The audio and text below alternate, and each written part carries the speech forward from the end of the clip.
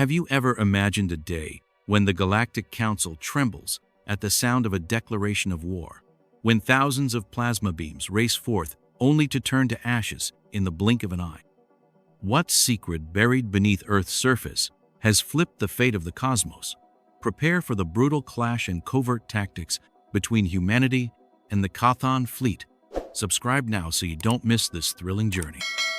The vast circular chamber felt like a microcosm of the universe itself, dimly lit by concentric rings of energy hovering from the soaring ceiling.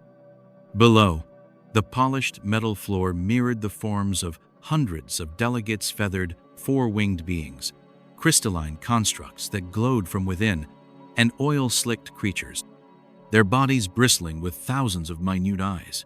The air hung thick, a fusion of magnetic fields and breath, so taut that even footsteps seemed to be swallowed whole. Every gaze was fixed on the central throne reserved for the chair of the Galactic Peace Council. For 3 millennia, this council had extinguished every brutal conflict across the galaxy, transforming battlefields into the annals of nonviolence. Treaties were inked under starlight, and just laws broadcast from custodian satellites each in hues of planetary crimson, electric blue, or phosphorescent green bore witness to an inviolable era of peace. Countless civilizations owed their survival to the one legal shield the Council had woven: balance of power, respect for sovereignty, and pluralistic harmony. In moments of grave import, anticipation and suspicion always mingled, yet never had the atmosphere felt so oppressively charged. Today, the delegates did more than sit. They felt every tremor as metal gavels tapped their benches. No one laughed. No one whisperingly, eyes ablaze with fear, as the ultra-thick door at the chamber's base slid open, revealing a presence the council had never seen. He stepped into the patterned light on the floor, each footfall echoing like an ancient war bell. Towering above them, clad in red-scaled plate armor, he shimmered as pale radiance glinted off his polished pauldrons.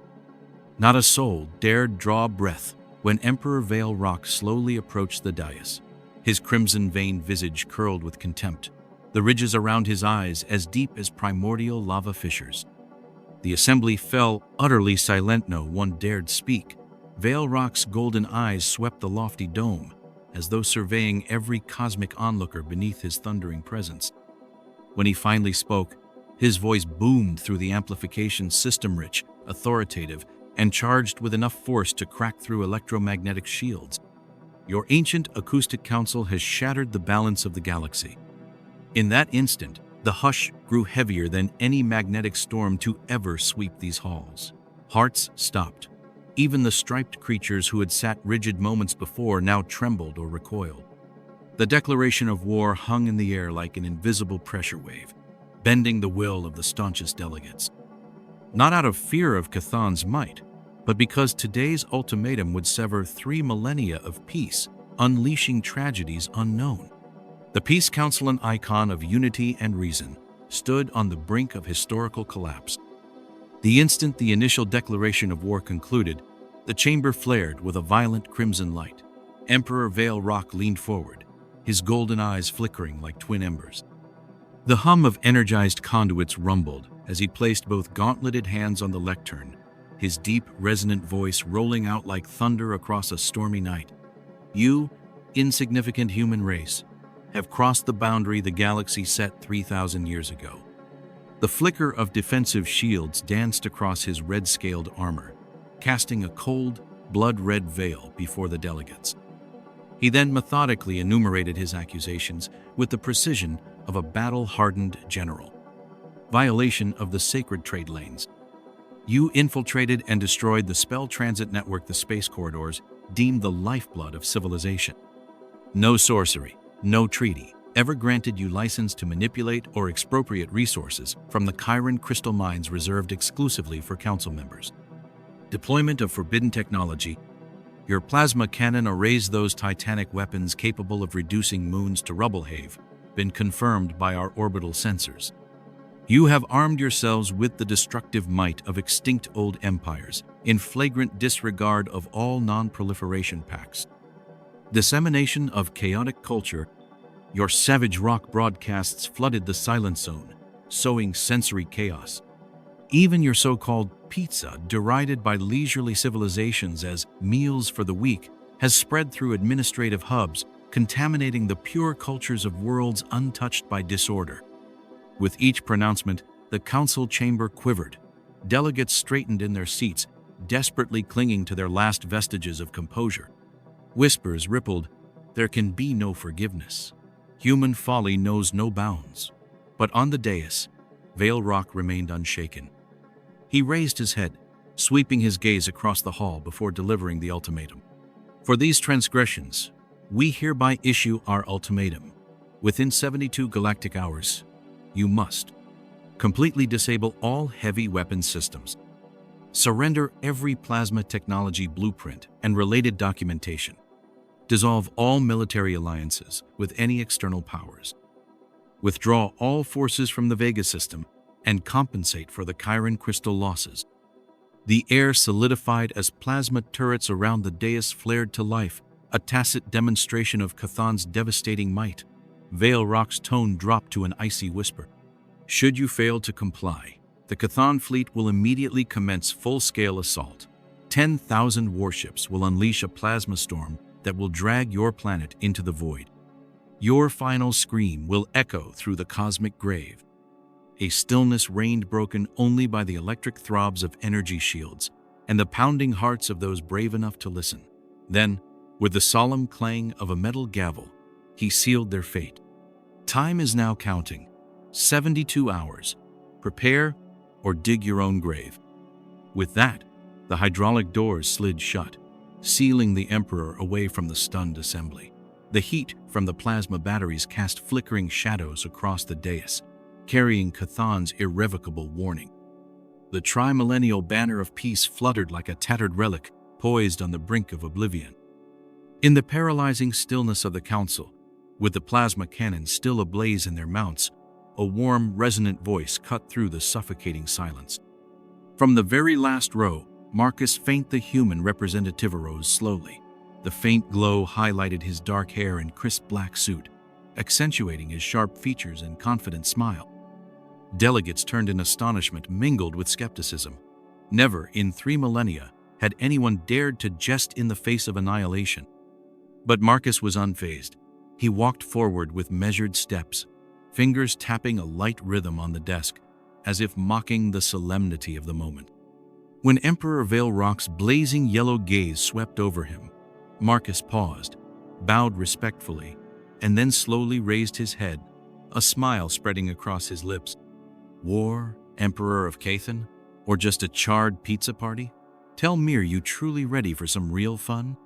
A murmur of disbelief rippled through the hall. Many delegates went pale. Some silver-scaled beings shrank into themselves. Vale Rock's brow furrowed, his golden eyes flickering with outrage. Yet Marcus merely shrugged, his tone calm. "Apologies for my lateness. I understand busy schedules, but perhaps you'd like to hear what we intend to do before it's too late." He stepped onto the dais, hand brushing the microphone. The red glare of the plasma turrets dimmed, yielding to the hush below. Marcus began. "First, we have violated no trade lanes. Every warp gate we use is public, and none of our ships has ever been expelled. You may review our ship logs from the formation of the Earth Fleet up to this very moment. We have always adhered to the shared regulations." Vale Rock's expression twisted as the Kathan delegates whispered among themselves, but Marcus pressed on. "Second, our plasma technology was never meant for wanton destruction. Those cannons were built to mine beneath Titan's ice, not to obliterate planets. If you wish, I can provide all schematics and test logs at no cost." A soft, determined laugh rose from the humans. Then Marcus shrugged again, eyes glinting with humor. "And finally, about pizza and rock music. If those are our gravest sins, I'd say the galaxy has far more pressing concerns, wouldn't you?" A few Rylax delegates cracked reluctant smiles as sparks of amusement flickered behind their armored shells. The chamber brimmed with a turbulent mix of surprise, indignation, and even admiration. Yet the tension remained electric, underscored only by the pounding hearts of the bravest. Facing the Emperor's icy stare, Marcus bowed once more, this time in a gentlemanly nod. You issued your ultimatum, and we have heard it. Your demands will be considered. But know this: humanity does not bow to intimidation. If war is the path you choose, we will enter battle without hesitation, and we certainly won't play fair." The hall erupted in frantic whispers. Some Kathan delegates reached for the plasma controls to reactivate. But amid the clamor, Marcus placed a hand back on the lectern, his gaze steely. "I suggest both sides sit down and negotiate. But if this offer offends your majesty, simply say, 'Fire,' and we'll see who truly holds the power." The chamber quaked one final time as Marcus returned to his seat, his smile unwavering. Among hundreds of furious and bewildered golden eyes, none dared blink for long. Humanity's bold challenge echoed throughout the council, a high-stakes gamble born of the belief that sometimes wit and courage are the greatest weapons of all. Beneath the impenetrable stone of the Rocky Mountains, a hidden command center buzzed with life, worlds away from the tension in the Galactic Council. Cool blue LEDs glowed over massive control consoles, and holographic displays spun layers of orbital charts and Korean fleet positions. General Ilara Winters stood at the head of the table, finger tracing the Valkyrie satellite model hovering in mid-air. Her expression was stern, yet pride sparkled in her eyes. Beside her, Dr. Elis Monroe listened intently to the click of the quantum encoder. Marcus Fain leaned back in his chair, sipping hot coffee, and nodded in satisfaction. "Everything is ready. We await only the order." The Valkyrie network's sleek satellites, shaped like predatory fighters, was arrayed in an arc around Earth, cloaked beneath thermal shielding. Each carried high-power electromagnetic railguns and focused EMP emitters enough to disable any energy shield. They remained invisible on enemy radar until they reached strategic coordinates. Before then, Kathan's sensors would only detect empty space. This ingenious design made Valkyrie a silent nightmare in orbit.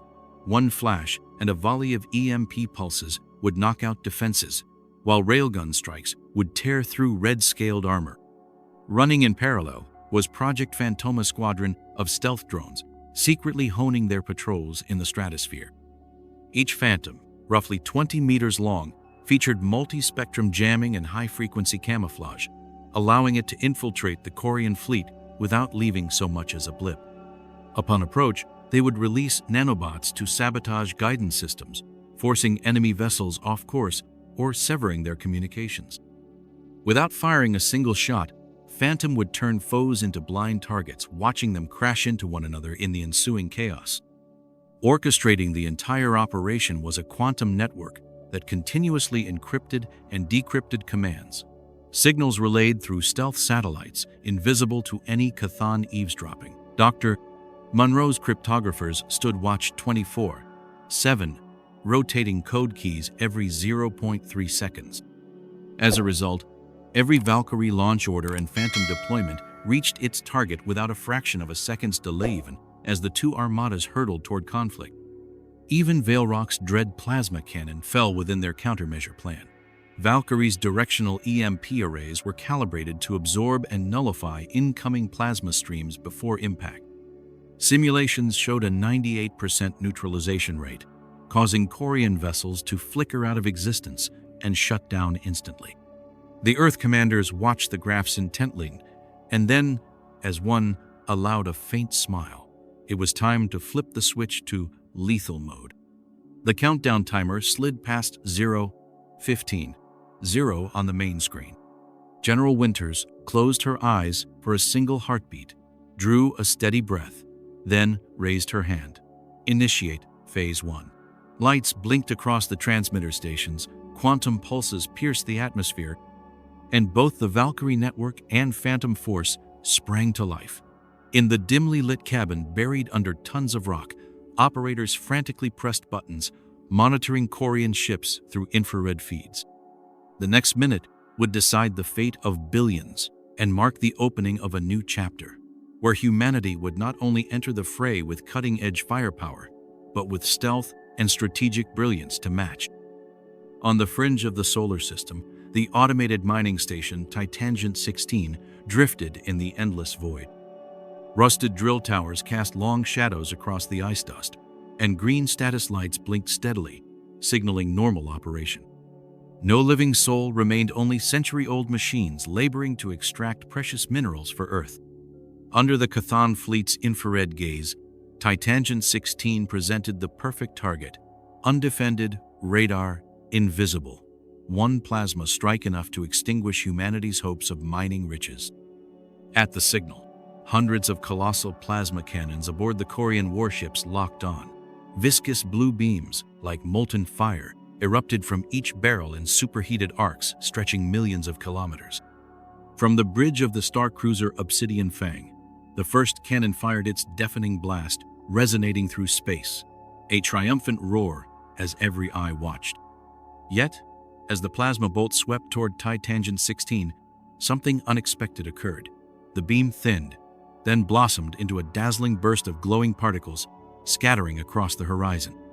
The mining station remained unscathed, its lights blinking at their usual rhythm, as if no explosion had occurred. Korean vessels reeled in shock. Some smaller frigates rocked violently as their auto-navigation systems scrambled to recalibrate. Emperor Vale Rock gripped the control console, his golden eyes narrowing in suspicion. "What in the galaxy is happening?" he thundered through the comm system. Officers frantically reviewed telemetry. The plasma cannon had fired at full power. The targeting lasers were locked, yet the energy vector had been neutralized by an invisible counterforce. They had to concede this was no malfunction, it was active interference by the enemy. Meanwhile, in the underground command center beneath the Rockies, General Ilara Winters smiled confidently. The Valkyrie network display showed each stealth satellite automatically emitting directed EMP pulses the moment the plasma formed, nullifying the energy stream. Simultaneously, the Phantom drones released swarms of electromagnetic nanobots, shattering the Korean fleet's guidance codes at long range. The silent counterstrike was stunningly effective, far beyond all projections. The second and third plasma volleys met the same fate. Each beam vanished mid-flight into scattered motes of light. Panic swept through Korean comm channels as officers watched alerts flash. Energy signal lost. Unidentified EMP discharge. A medium cruiser abruptly shut down, its engines stalled, shields flickering off. Another ship, struggling to realign, lost control entirely. Engineers were forced to engage emergency protocols, leaving their piloting AIs inert. On Obsidian Fang's bridge, Vale Rock slammed his fist onto the console. Fury blazed in his eyes. "You have not only challenged me in debate but stolen the Empire's weapon might." He ordered maximum fire mode across all batteries, hoping to overwhelm the foe. Yet again, the plasma bolts dissipated, instantly leaving no trace of their intended target. The battle devolved into chaotic close quarters as Korean vessels collided, their guidance systems confused and shields repeatedly flickering off. Vice Admiral Vorian, second in command of the Korean fleet, trembled in his titanic armor. "Your Majesty, they've deployed a countermeasure against our energy weapons. We cannot fire." Back on Earth, the contrast was stark. In the calm glow of the command center, Winters nodded with satisfaction as sensor feeds confirmed the opponent's surveillance network. Collapsing displays flooded with no data. Marcus Fain let out a quiet laugh. His tone composed, "Phase 1 complete. They now know we aren't kidding." Murmurs of triumphant relief mixed with tension rippled through the Solar Alliance High Command. Earth's first envoy had delivered a clear message: humanity wields more than pizza and rock music. It commands covert, shadowed weapons capable of shifting the course of war. While the Korean fleet staggered, the Titangent 16 station stood resolute against the black backdrop of space. Its single smokestack emitted a faint plume, as though proclaiming, "We live on and we will fight to the last moment." The first storm had passed, but the true tempests were only just beginning. The Korean fleet's plasma volleys flared like deadly rainbows against the black void of space. They arrayed in 3 assault lines-heavy dreadnoughts at the vanguard, escort frigates and orbital fortresses trailing behind, intending to overwhelm Earth with sheer firepower. Yet, as they entered the conflict zone, the Phantom network struck in a flash. Hundreds of stealth drones swept between the cannon batteries, unleashing swarms of electromagnetic nanobots. In an instant, the Korean ship's guidance systems glitched, and their primary weapons veered crazily, firing upon their own formations. Chaos erupted aboard the star cruiser Obsidian Fain, red alarm lights strobing, klaxons blaring without respite, and position-lost warnings scrolling across every display. Officers frantically activated auto-recalibration, but the AI itself stuttered amid the multi-spectrum interference. Veil Rock's face went ashen. His claws pounded the console. The first contingency resetting communications encryption was thwarted by rippling quantum jamming. "Deactivate Phantom Protocol immediately," he roared, but his orders emerged, mangled through the comm network. Vice Admiral Vorian's attempted reply was reduced to static. Interference, signal, lost. Meanwhile, in the Rocky Mountains Command Center, General Winters watched the 3D display zoom in on the once terrifying plasma beams, now fizzling like fireworks before they could strike. "They're disintegrating," she rasped with exhilaration. Marcus Fain leaned toward Dr. Monroe, whispering, "Strike the neural core, nothing is sweeter." At that moment, the Valkyrie satellites unleashed their railgun salvo.